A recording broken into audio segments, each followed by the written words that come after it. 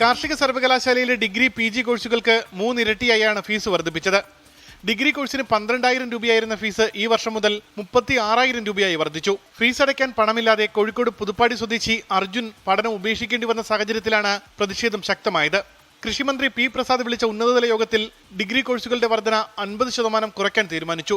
36,000 രൂപയായി ഉയർത്തിയ ഫീസ് 24,000 കുറയാനാണ് സാധ്യത.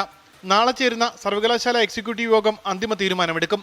നാളെ തന്നെ ഓൺലൈനായി യോഗം ചേർന്നുകൊണ്ട് ഈ വർധനവ് പിൻവലിക്കണം, ഗണ്യമായ കുറവ് വരുത്തണം എന്നാണ് നിർദ്ദേശം കൊടുത്തിരിക്കുന്നത്. ഫീസ് താങ്ങാനാകാതെ പഠനം ഉപേക്ഷിക്കേണ്ടി വന്ന അർജുനെ തിരികെ പ്രവേശിപ്പിക്കാൻ നിർദ്ദേശം നൽകിയതായും മന്ത്രി അറിയിച്ചു.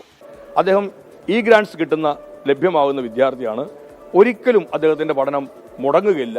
PG കോഴ്സുകൾക്ക് 40% വരെ ഫീസ് കുറയ്ക്കാനാണ് ധാരണ. ഫീസ് ഉയർത്തിയതുമായി ബന്ധപ്പെട്ട കേസ് കോടതിയുടെ പരിഗണനയിലുള്ളതിനാൽ കോടതിയെ കൂടി ഇക്കാര്യം അറിയിക്കും. 24 തിരുവനന്തപുരം.